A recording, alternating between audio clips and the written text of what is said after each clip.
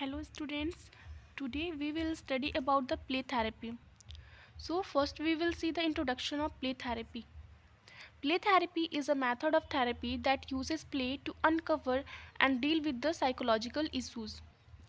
Play therapy एक method है जिसको यूज करते हैं ताकि जो भी पेशेंट में साइकोलॉजिकल इश्यूज हैं उससे उनको रिलीफ मिल सके। ठीक है, प्ले थेरेपी क्या होता है? एक ऐसा मेथड है जिसको हम यूज करके साइकोलॉजिकल इश्यू से रिलीफ पा सकते हैं।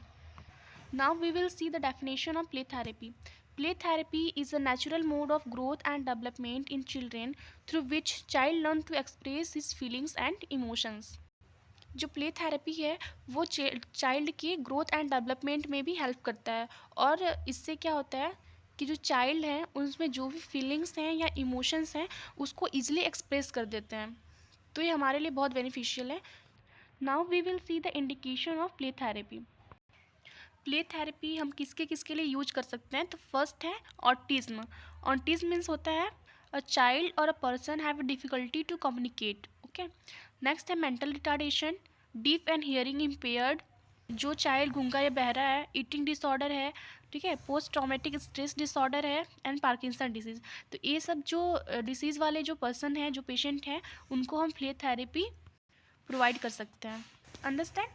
Now we will see the importance of play. First है physical development, intellectual development, educational development, emotional development and moral development. ठीक है, तो प्ले थेरेपी के थ्रू ये सब ये सब बेनिफिट्स हो सकते हैं। Next we will see the purpose of play. First है reduce anxiety.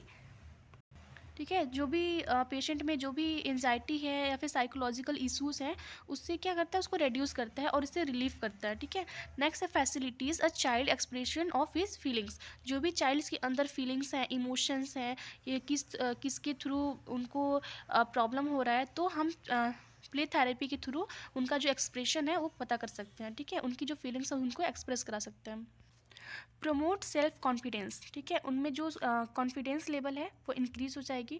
Develop a sense of trust in self and others, उनमें क्या डेवलप हो जाएगी? ट्रस्ट। ठीक है, तो वो अपने जो फीलिंग्स हैं या फिर जो भी उनका प्रॉब्लम्स है वो शेयर कर सकते हैं easily. Now we will see the types of play therapy. There are 4 types of the play therapy. First है individual versus group play therapy, second है free play versus control play therapy, next one is structure versus unstructured play therapy, and last one is directive versus non-directive play therapy. So first we will see the individual versus group play therapy. Okay, in individual therapy the child is allowed to play by himself and the therapist's attention is focused on this one child alone. In group play therapy other children are involved. देखिए यहाँ पे नाम से confirm हो रहा है। ठीक है, individual versus group play therapy. Individual therapy में क्या होता है कि जो अकेला चाइल्ड होता है, देखिए सिर्फ एक चाइल्ड होता है, उसको जो थेरापिस्ट होते हैं उसको प्ले थेरेपी प्रोवाइड करते हैं। ठीक है, और उस पर ही सिर्फ एक पे फोकस करते हैं। एंड ग्रुप थेरेपी में क्या होता है कि उसमें बहुत सारे चिल्ड्रेन दो या दो से ज़्यादा उसमें इन्वॉल्व होते हैं। ठीक है, और उनको एक साथ ग्रुप में प्ले थेरेपी प्रोवाइड करते हैं। इसको क्या बोलते हैं? Individual versus group play therapy. Okay, next we will see the free play versus control play therapy. इसमें भी नाम से ही पता चल रहा है कि इसमें क्या कहना चाहता है। देखिए, in free play the child is given freedom in deciding with what toys he wants to play. In control play therapy the child setting is already stabilized. Free play में चाइल्ड में कोई भी फ्रीडम कोई भी bondage नहीं होता, इसको freedom रहता है कि वो जिस तरीके से चाहता है, जो भी टॉयस को वो यूज करके प्ले करना चाहता है उसके लिए पूरा फ्री रहता है। And in control play therapy उसमें क्या होता है? कंट्रोल प्ले थेरेपी में जो चाइल्ड्स होते हैं उनमें पहले से ही जो भी सेटिंग्स होते हैं या फिर चाइल्ड को किस चीज़ से खेलना है, कहाँ पे खेलना है, वो सब चीज़ को स्टेबलाइज करके रखे रहते हैं। ओके, इसको बोलते हैं free play versus control play therapy. Next, we will see the structured versus unstructured play therapy. In structured play therapy involves organizing the situation and set plans, and in unstructured play therapy no situation is set and no plans are followed. ठीक है, structural play therapy में पहले से plan होता है कि कौन से बच्चे को गेम कराना है, उनका सिचुएशंस पूरा प्लान होकर सेट रहता है। और अनस्ट्रक्चर प्ले थेरेपी में कोई भी सिचुएशन सेट नहीं होता और ना ही कोई भी पहले से कोई भी प्लान प्रिपेयर रहता है। ठीक है, understand? Now we will see the directive versus non-directive play therapy. In directive play therapy, the therapist totally set the direction, whereas in non-directive play therapy, the child receive no direction. देखिए इसमें भी नाम से पता चल रहा है जो डायरेक्टिव है उसमें डायरेक्शन सेफ होता है, ठीक है, कि बच्चे लोग मतलब किस डायरेक्शन में खेलेंगे, और जो नॉन डायरेक्शन होता है उसमें बच्चे लोग का कोई भी डायरेक्शन फिक्स नहीं रहता है कि वो बच्चे कहाँ मतलब कहीं भी खेल सकते हैं. Play therapy is generally conducted in a play room. ठीक है, प्ले थेरेपी को वैसे ज़्यादातर प्ले रूम में ही कंडक्ट कराया जाता है. Okay, where stock with educate play material depending upon the problems of child.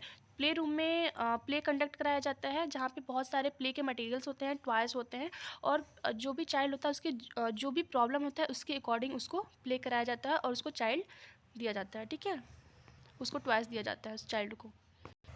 Now we will see the curative function of the play therapy. Okay, so first one is it release tension. वो tension को release करता है. It provide counseling.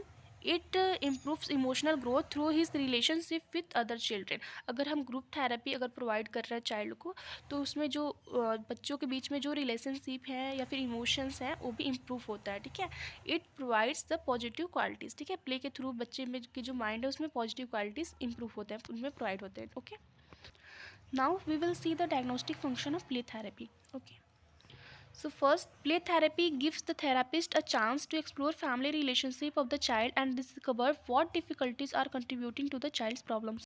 इसमें जो therapist होता है play therapy के through पता कर लेता है कि उसमें जो चाइल्ड्स हैं उनमें क्या डिफ़िकल्टीज़ हैं, क्या प्रॉब्लम्स ऑकर हो रहे हैं. ठीक है, फैमिली के बीच में क्या रिलेशनशिप है, कैसा इन्वायरमेंट है. ठीक है, नेक्स्ट है play therapy allows studying hidden aspects of the child personality. Play therapy के थ्रू जो भी चाइल्ड्स के अंदर पर्सनालिटी है, हिडन पर्सनालिटी है, उसको वो आइडेंटिफाई कर लेते हैं.